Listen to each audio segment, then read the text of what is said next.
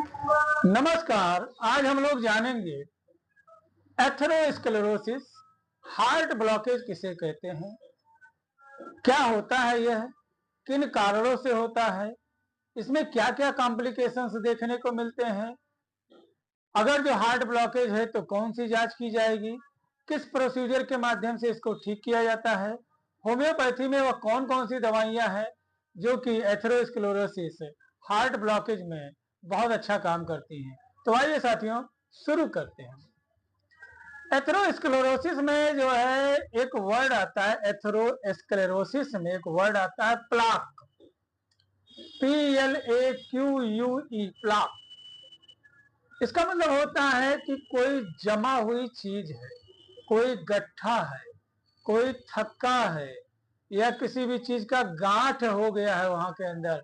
कोई चीज जमते जमते जमते जमते, जैसे कोई अगर जो कोई वाटर स्ट्रीम है और कोई वहां पे जा करके कोई पन्नी फंस जाती है, तो पीछे से आने वाला जितना भी कूड़ा करकट होता है सब उसी के ऊपर चिपकता जाता है, और देखते हैं कि आगे जो ब्लड फ्लो होता है वह कम हो जाता है।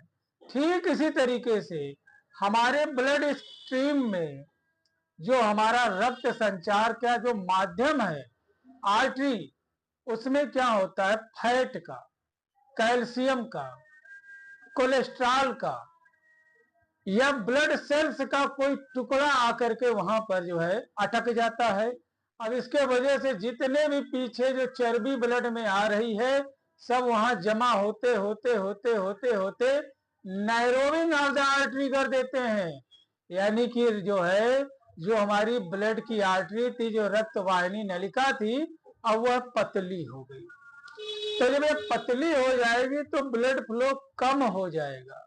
जब ब्लड फ्लो कम होगा तो उस अंग को पर्याप्त मात्रा में ब्लड का संचार न मिलने की वजह से वहां पर आर्गन फेल्योर या आर्गन डैमेज होने के चांसेस बढ़ जाते हैं। और अगर जो देखा जाए तो इससे उच्च रक्तचाप की समस्या बढ़ जाएगी, बेचैनी, अनिद्रा, घबराहट की समस्या बढ़ जाएगी, और जो है हाथ के बाजू में, कलाई में, बाह में फटने जैसा असहनीय दर्द होने लगेगा, एंजाइना की समस्या बढ़ जाएगी, groin of the femoral artery and radial artery से लेके आर्म और फोर आर्म तक ऐसा लगेगा फट जाएगा चरचरा करके। तो इस समस्या को साथियों एथेरोस्क्लेरोसिस कहते हैं। यानी कि रक्त वाहिनी नलिकाओं में कोई भी चीज का थक्का आकर के अगर जो जमा हो जाए तो इस समस्या को एथेरोस्क्लेरोसिस या हार्ट ब्लॉकेज कहते हैं। अब ये जानते हैं क्यों होता है हार्ट ब्लॉकेज। तो अगर जो मरीज को उच्च रक्तचाप की समस्या है तो एथेरोस्क्लेरोसिस होने की जो है चांसेस बढ़ जाते हैं। अगर जो उसे हाइपरटेंशन है, बीपी है, शुगर है, साथ में वह जो है मांस मदिरा का प्रयोग अत्यधिक मात्रा में करता है। बहुत से हमारे ऐसे भाई बंधु हैं कि जिनको जो है नॉनवेज से पेट ही नहीं भरता है, हफ्सी प्रवृत्ति के कुछ लोग होते हैं कि वो खाएंगे जो है खूब दबा करके, लेकिन पैसा ज्यादा ना लगाना पड़े। इसके जो है कारण वह बाजार से जाएंगे, चुस्ता, चरगोदा, पचौनी और जो है पथरी, कलेजी खरीद करके ले आते हैं, 4 दिन का जो है रखा हुआ माल बर्फ में। एक जो है मछली आती है जो कि बहुत चर्बी होता है जो है, और वो मछली ले आया मरा हुआ, 20 दिन का जो है बर्फ में लगा हुआ, उसमें जो है हल्दी लगा करके रख देते फ्रिज में, 4-4 दिन बनाएंगे खाएंगे। तो इसके वजह से ओबेसिटी बढ़ेगा, फैटी लीवर की समस्या बढ़ेगी, हाई कोलेस्ट्रॉल ट्राइग्लिसराइड की समस्या बढ़ेगी, आपका एजी रेशियो जो है डिस्टर्ब हो जाएगा, और इसके वजह से धीरे धीरे धीरे धीरे करके आपका कोलेस्ट्रॉल बढ़ने की वजह से खून गाढ़ा होगा और रक्त का थक्का किसी भी जो है आर्टरी में जाकर के जमा हो जाएगा और प्रोड्यूस करेगा एथेरोस्क्लेरोसिस। बहुत सारे हमारे भाई बंधु जो कि सिगरेट पीने को एक जो है रुतबा समझते हैं कि लोग उन्हें अमीर समझेंगे, लोग उन्हें बहुत धनाढ़ समझेंगे, या हीरो को देख करके वह स्वयं हीरो बनते हैं। घर मकान से छुप करके खेत में, बगीचे में, खलिहान में, कहीं सुनसान जगह पे जा करके या अपने घर से 2 किलोमीटर दूर जाकर के सिगरेट पिएगा। बहुत से भाई बंधु ऐसे हैं जो कि सबसे बड़ा गलत काम ये करते हैं कि ये खूब चर्बीदार वसा युक्त भोजन जो है चखने के रूप में दारू के साथ में प्रयोग करते हैं, जिसके वजह से उनमें हार्ट ब्लॉकेज के चांसेज, एथेरोस्क्लेरोसिस के चांसेज है बहुत ज्यादा बढ़ जाता है। एथेरोस्क्लेरोसिस बढ़ेगा तो क्या क्या दिक्कतें आएंगी?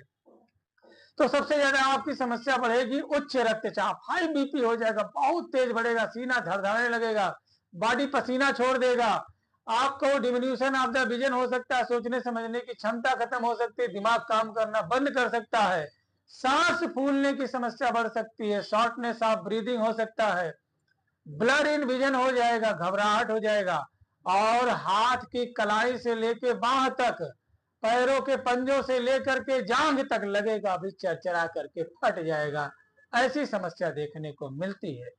अब अगर जो ऐसी समस्या हो रही है तो यह कुल मिला जुला करके एक ही चीज को जो है डिनोट करती है, वह है एंजाइना, चेस्ट पेन।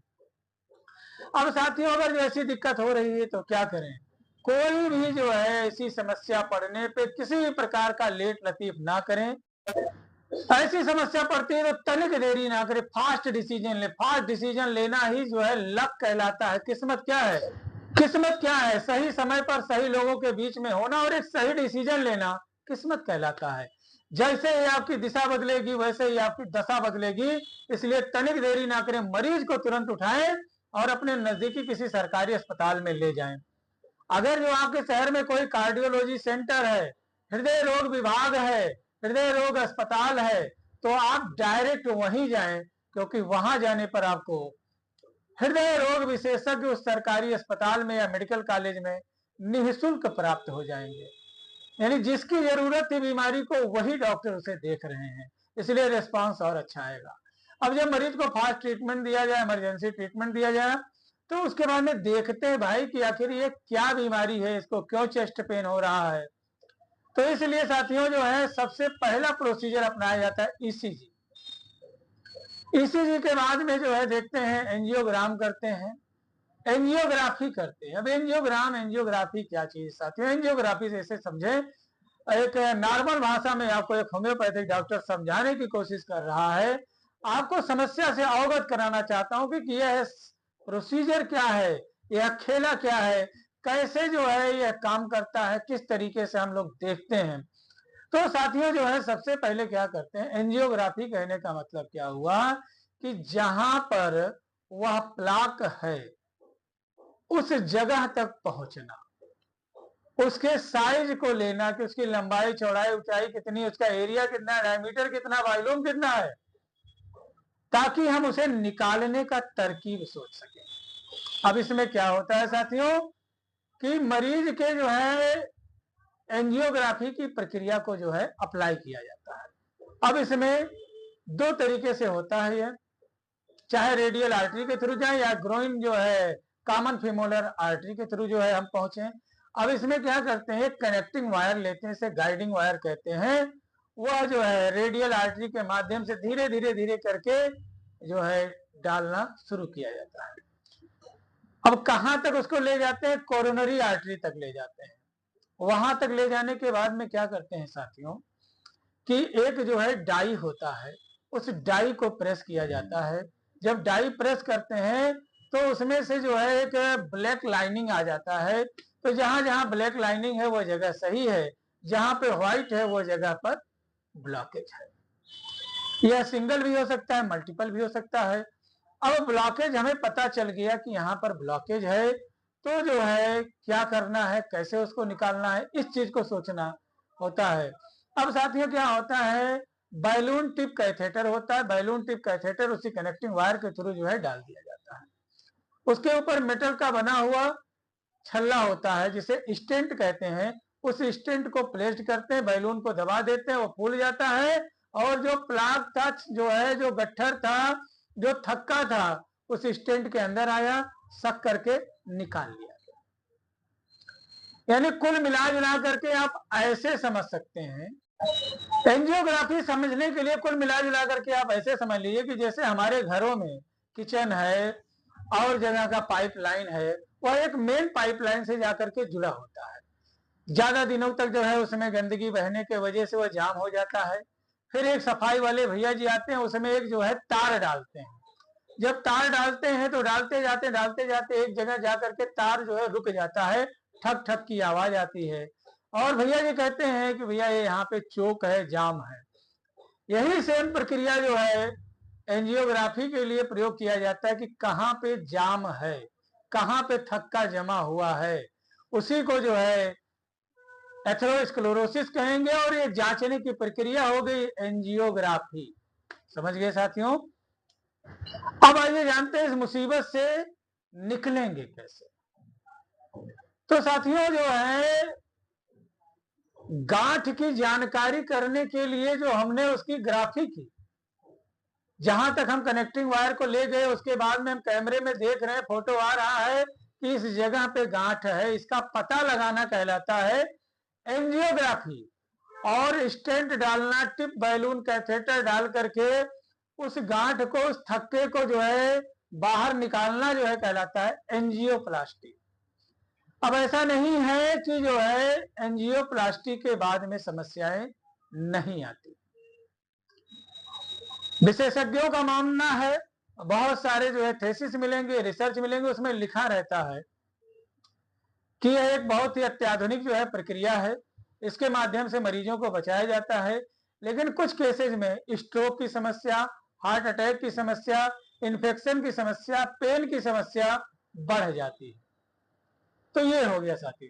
अब आइए बात करते हैं कि कौन कौन सी होम्योपैथिक दवाइयां हैं जो कि एंजियोप्लास्टी में जो है बड़ा अच्छा काम करती हैं।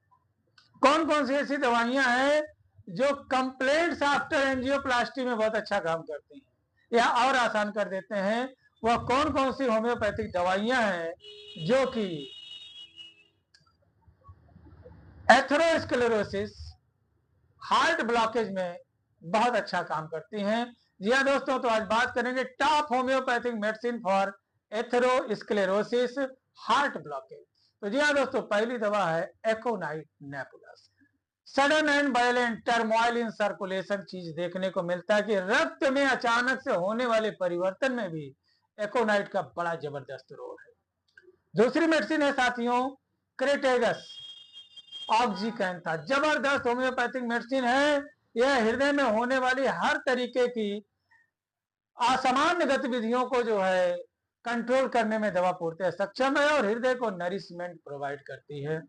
अगली दवा है कैक्टस ग्रैंडिफ्लोरस। जी हाँ दोस्तों, कहीं भी अगर जो कोई थक्का है या कोई समस्या है, नैरोविंग ऑफ द वेन आर्टरी हो रही है या कोई ब्लॉकेज हो रहा है, तो ऐसे तमाम समस्याओं में यह दवा बहुत ही काम करती है। अगली दवा साथियों टर्मिनेलिया अर्जुना। जी हाँ दोस्तों, यह जबरदस्त होम्योपैथिक दवा है।